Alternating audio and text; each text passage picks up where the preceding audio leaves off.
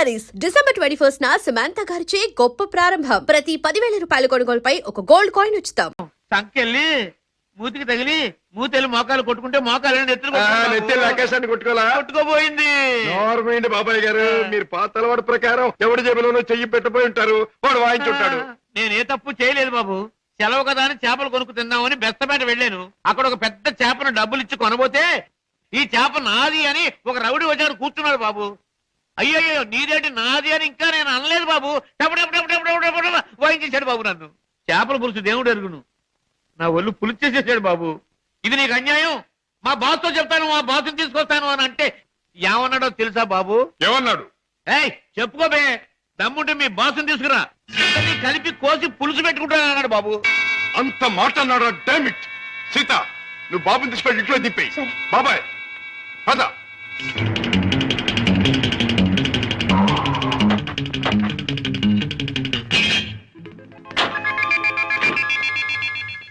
అక్కడే సార్ వాడు నన్ను పట్టు కొట్టింది. పద.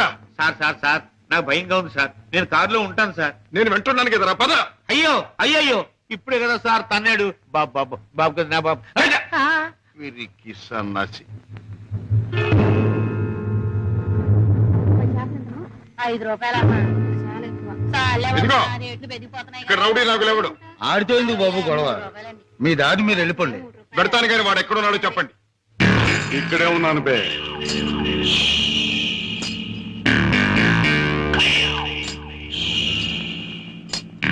నువ్వే నా నాగులు? అనే అనుకుంటున్నాను బే. బే ఇది నీకు అలవాటా బే? అన్యాయంగా మనుషుల్ని కొట్టడం నేరమని నీకు తెలుసా? పేదరీతులు నాతో చెప్పకు. నేను చేసిన పని నాకు న్యాయమే అనిపిస్తుంది.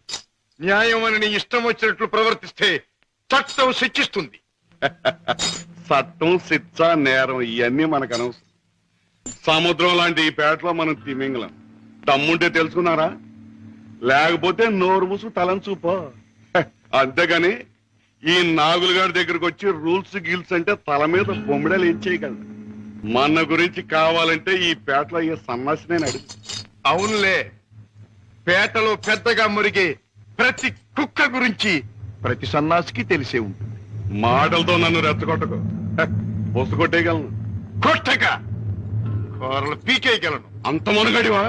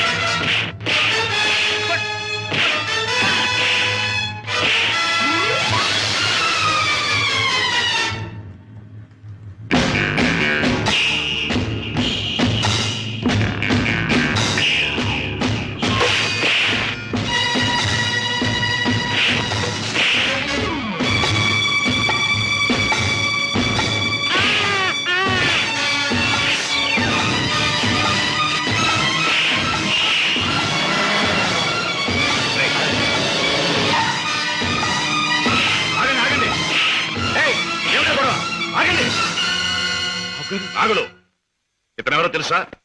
నా కన్న కొడుకు, నా ప్రాణానికి ప్రాణం. ఈ బాబు గారు మీ అబ్బాయా? నాకు నిజంగా తెలియదు బాబు. తెలుసుంటే చేయెత్తబోదును, మాట తొలగపోదును. నన్ను మన్నించండి బాబు. ఏం నాన్నగారు, ఈ నాగులు మీకు తెలుసా? తెలుసు అంటే మీ నాన్నగారు నాకు తెలియపోటేంటి బాబు. ఒకప్పుడు గ్యాలంలో చిక్కున్న చేపలాంటి నన్ను బయటికి లాగి తిన్నెట్టి బతికించారు. ఇది నాకు దేవుడితో సమానం బాబు గారు. రాజా పెడదాం పద.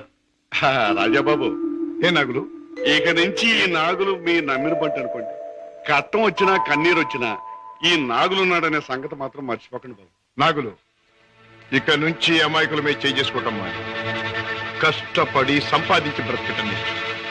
అలాగే బాబు, కమాన్.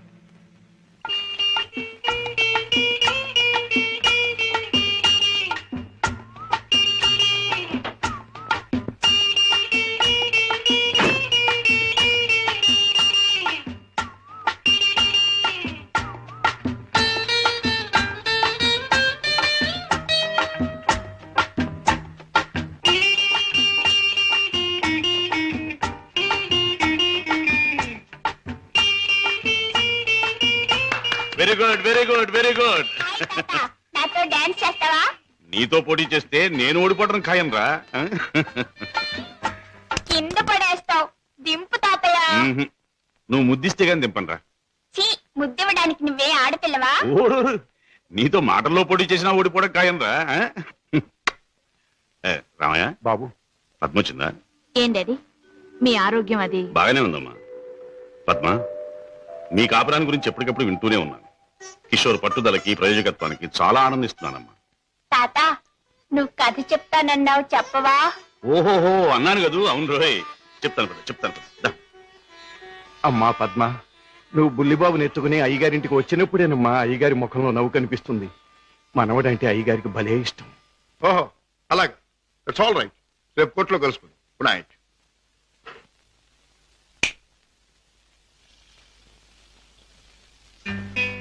డాడీ, ఇలా వచ్చారేమిటి? అయిపోతున్న వయస్సు, అలసిపోయిన మనస్సు మనిషికి గమ్యం దగ్గర పడుతుందని తెలియజేస్తాయి కదా. అలాంటప్పుడు మిగిలిపోయిన కోరికలన్నీ త్వరగా తీర్చుకోవాలని ఆశపడతాడు మనిషి. It's natural. అవునా? మీ మనసులో ఉన్న కోరిక ఏమిటి? రాజా, చీకట్లో ఒక చిన్న దీపం ఎంత వెలుగునిస్తుందో, ముసలితనంలో ఒక పసివాడు తాత అని పిలిస్తే అంత ఆనందం కలుగుతుంది. కళ్ళకు వాడంత వెలుగవుతాడు అని రామయ్య తరచూ చెబుతుంటాడు. అప్పుడు మీరేమనేవారు? నేనా? నిజమేనని ఒప్పుకునేవాడిని. రాజా, అనుక్షణం బిజినెస్ వ్యవహారాల్లో పడి కన్నబిడ్డలకు జరపవలసిన ముద్దు ముచ్చట్లు మర్చిపోతున్నానేమో అనిపిస్తుంది. అందుకే పద్మ తన పెళ్లి తాను చేసుకుంది. ఆ పెళ్లి కళ్ళారా చూసి అదృష్టం పోగొట్టుకున్నాను. కానీ రాజా, నీ విషయంలో మాత్రం అలా జరగదు. నీ మనసులో ఎవరైనా ఉంటే చెప్పు, నేను అభ్యంతర పెట్టను. మనస్ఫూర్తిగా ఒప్పుకుని దీవిస్తాను. Thank you daddy, thank you. Good night. Good night. అవును బాస్, ఆ రంగయ్యని మీరు ఎలాగైనా రక్షించాలి. అసలు ఆ రంగయ్య ఎవరు? మా ఇంటి దగ్గర ఉండే టాక్సీ డ్రైవర్. మనిషి ఎంతో మంచివాడు, అమాయకుడు. చెయ్యని నేరానికి అన్యాయంగా జైలు పాలయ్యాడు. అతని మీద ఆధారపడ్డ అతని కుటుంబం అంతా చాలా బాధపడుతున్నారు. బాస్, మీరు ఎలాగైనా రక్షిస్తే వాళ్ళ కుటుంబానికి సాయం చేసిన వాళ్ళు అవుతారు. అలాగే సీత, ఈ కేసు నేను టేకప్ చేస్తాను. నేరస్తుల్ని శిక్షించడమే కాదు, అమాయకుల్ని రక్షించడం కూడా న్యాయవాదుల బాధ్యత, కర్తవ్యం. It's my duty. రంగయ్య, తప్పు చేయని వాడు దేనికి భయపడక్కర్లేదు. నీకు జరిగింది ఏమిటో చెప్పు. చెబుతాను బాబు, చెబుతాను. బెస్తపేటలో టాక్సీ పెట్టి కూర్చున్నాను. ఇంతలో ఓ పెద్ద మనిషి చేపల గంప డిక్కీలో పెట్టించి టాక్సీ ఎక్కి కూర్చున్నాడు.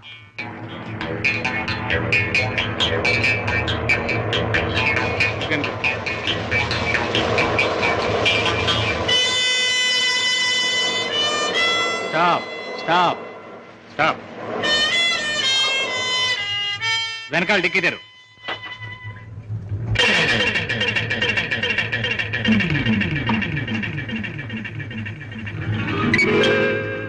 ఈ చేపల గంప ఎవరిది? నాది కాదు సార్, టాక్సీలో వచ్చిన వారిదండి. అలాగా.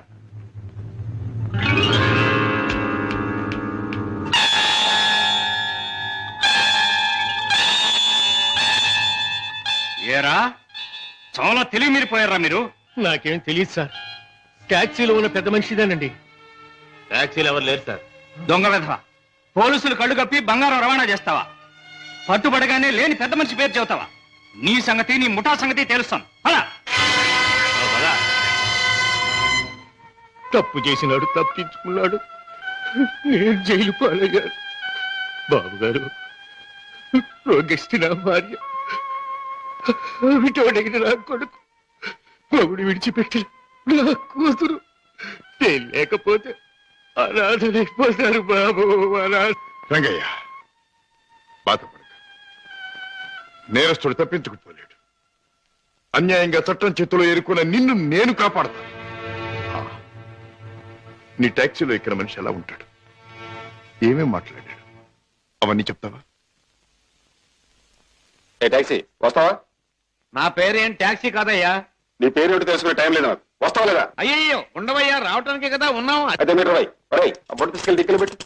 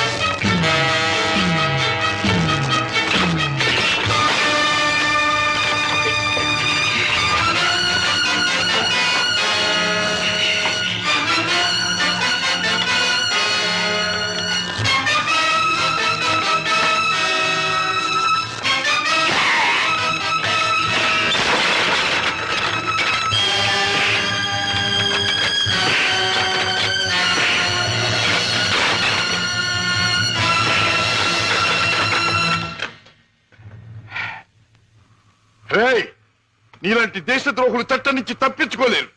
నీలాంటి దుర్మార్గులు ఈ స్మగ్లింగ్ నేరాలు చేస్తూ ఉంటే పాప అమాయకులు శిక్షించబడుతున్నారు. నువ్వు చేసిన వెధోపరికి పాప టాక్సీ డ్రైవర్ జైలు పాలయ్యాడు. పెద్ద దేశభక్తునంటూ నేరస్తులను పట్టుకుంటాను, దేశద్రోహులు శిక్షిస్తానని కబుర్లు చెప్పే నీ ఇంట్లోనే ఉన్నాడు పెద్ద దేశద్రోహి. రాయ్, ఏమిటే మీ నాన్న ఒక పెద్ద స్మగ్లర్ చేస్తాం.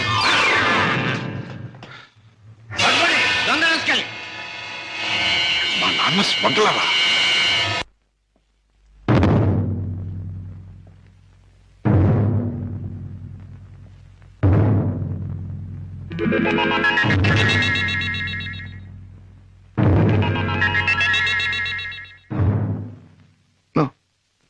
నేను నమ్మలేదు.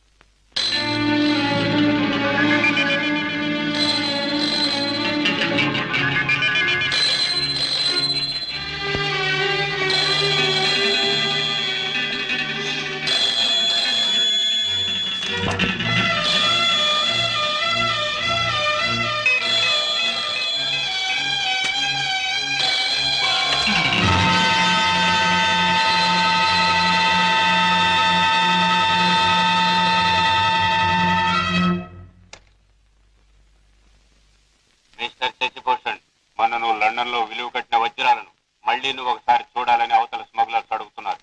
కనుక రేపు మళ్ళీ నువ్వు బయలుదేరాలని బాస్ చెప్పారు.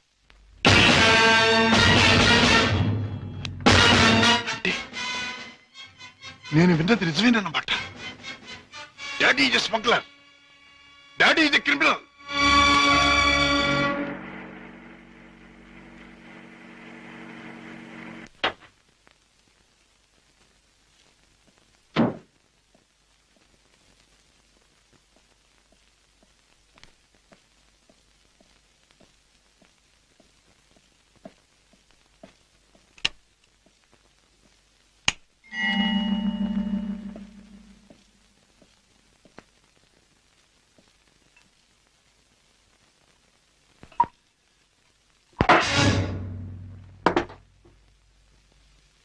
నాకు పోయండి.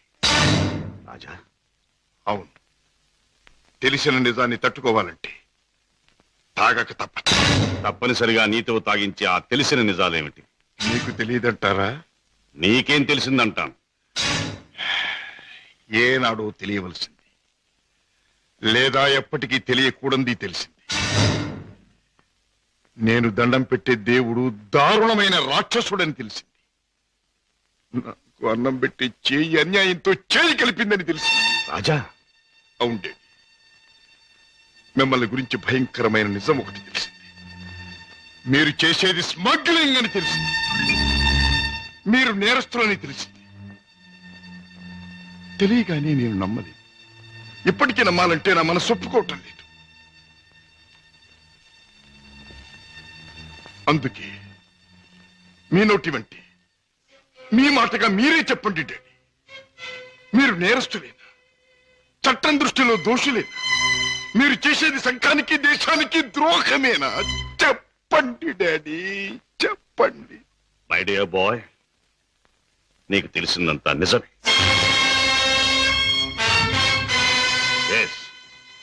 ఇన్నేళ్ళు ఈ నిజం నీకు తెలియకూడదని తాపత్రయపడు. కానీ తప్పుని నిప్పుని ఎంతో కాలం దాచలేమని ఇప్పుడు అర్థమైంది. రాజా, నేను పట్టుబడిన నేరస్తు. నేను చేసేది చట్టానికి వ్యతిరేకమైంది. అంటే ఇంతకాలం మీరు నాకు పెట్టిన అన్నం, నేర్పించిన చదువు, ఏర్పరిచిన సౌకర్యాలు, తీర్చిన సరదాలు అన్ని అన్యాయపార్జనతో సమకూర్చినవి, అంతా పాపిష్టి సొమ్ముతో తెచ్చినదేనా? డాడీ, దౌర్భాగ్యపు డబ్బు కోసం, అస్థిరమైన ఐశ్వర్యం కోసం మీరు అవినీతికి దిగుదారా? లేదు లేదు, డబ్బు మీద ఆశతో, సంపద మీద వ్యామోహంతో కాదు నేను ఈ దారి పట్టాను. కట్టుకున్న మనిషి మీద ప్రేమతో, కన్న బిడ్డ మీద మమతతో తప్పనిసరి ఈ తప్పు దారి పట్టాను. డాడీ, పసివాడిగా ఉన్నప్పుడు నీకు పాలు లేక, జబ్బుతో మంచంలో ఉన్న మీ అమ్మకు మందు లేక, నిరుద్యోగిగా ఉన్న నాకు వేరే దారి లేక వీధిన పడ్డాను. మానవ అభిమానం విడిచి తెలిసిన ప్రతివాడి ముందు చెయ్యి చాపాను. నా భార్యా బిడ్డను రక్షించమని అడిగాను, అర్థించాను, ప్రార్థించాను. కానీ ఏ ఒక్కడూ పట్టించుకోలేదు. మనిషికి మనిషి సాయపడని ఈ లోకంలో సాయపడేది మనిషి సృష్టించిన డబ్బే. నా భార్యా బిడ్డలు బ్రతికించుకోవడం కోసం, ఆ డబ్బు కోసం జీవితంలో మొదటిసారిగా తప్పుదారి తొక్కాను. ఆపై నా పిల్లల్ని పెంచుకోవడానికి, 2 పూట్ల అన్నం పెట్టుకోవడానికి అరణ్యం లాంటి ఈ లోకంలో ఆ తప్పుదారి నాకు తప్పలేదు. Those unavoidable circumstances have driven me to this state. Daddy, ప్రతి నేరస్తుడు తాను చేసింది న్యాయమని చెప్పుకోవడానికి తగినంత కారణం ఉండొచ్చు, కథ ఉండొచ్చు. కానీ ఎంత మాత్రాన అతను చేసింది నేరం కాకపోదు. రాజా, కన్నబిడ్డలకి తిండి పెట్టడం కోసం ఒక జంతువు మరొక జంతువుని చంపుతూ దాని సృష్టి సహజం అంటాం. వాటికున్న ప్రేమానురాగాలు మనుషులకు ఉండకూడదంటావా? ఆ ప్రేమానురాగాల వల్ల చేసే పనిని తప్పంటావా? ప్రేమానురాగాలు ఉండొచ్చు, కానీ జంతువుల కంటే మనుషులు ఎన్నో వేల రెట్లు గొప్ప ప్రాణులు కనుక ధర్మం, న్యాయం సంగతి కూడా ఆలోచించాలి. అయితే ఒక తండ్రిగా నా బిడ్డల్ని నేను రక్షించుకోవటం నాకు న్యాయం. వాళ్ళ కోసం ఏ పని చేసినా అది నాకు ధర్మమే. డాడీ, మా మీద మీకు గల ప్రేమ మిమ్మల్ని నేరస్తుడిగా మార్చినందుకు నేనెంతో జాలిపడుతున్నాను. ఇంతకాలం ఆ పాపిష్టముతో మమ్మల్ని పోషించే కంటే ఆనాడే మా ప్రాణం తీసినా బాగుండే. రాజా, రాజా, నువ్వు ఒక బిడ్డగా తండ్రి అయి ఉంటే ఈ మాట అనలేకపోయేవాడు, ఆ పని చెయ్యలేకపోయేవాడు. డాడీ, బిడ్డని చెప్పలేకపోతే నేనైనా చచ్చిపోయేవాడిని, కానీ మీలా తప్పులు మాత్రం చేసేవాడిని కాదు. ఇంతకాలం ఈ పాపిష్టి సొమ్ము తిన్నానంటే చచ్చా నా మీద నాకే అసహ్యం వేస్తుంది. అన్యాయపార్జనతో న్యాయవాద వృత్తి చదివానంటే నా మీద నాకే కోపం వస్తుంది. ఇంట్లో నేరస్తుని ఉంచుకుని బయట నేరస్తుని విచారించి జైలుకి పంపుతున్నానంటే నా మీద నాకే I can't stay here for a minute. నేను ఇంట్లో ఒక క్షణం కూడా ఉండదు. రాజా, రాజా, ఒక్క మాట. ఆడపిల్ల కన్నవాళ్ళని వదిలిపెట్టి వెళ్ళడం సహజం. కానీ కన్న కొడుకు కడదాకా కన్నవాళ్లతోనే ఉంటాడు. పోయాక కాటిదాకా సాయం వస్తాడు. కొరివి పెట్టి సాగనంపుతాడు. ఆశతో నీ మీదే ప్రాణాలన్నీ పెట్టుకున్న ఈ డాడీని అర్ధంతరంగా ఒంటరిని చేసి వెళ్ళిపోతావా? డాడీ, నేను వెళ్ళిపోతున్నది అన్యాయపాలయం లాంటి ఇంట్లో నుంచి, చట్టాన్ని వ్యతిరేకించిన ఒక నేరస్తుడి నుంచి. అంతేకాని మా డాడీ మనసులో నుంచి కాదు. నేనే మీకు కావాలనుకుంటే బ్రతికిన మీ జీవితాన్ని సంపాదించి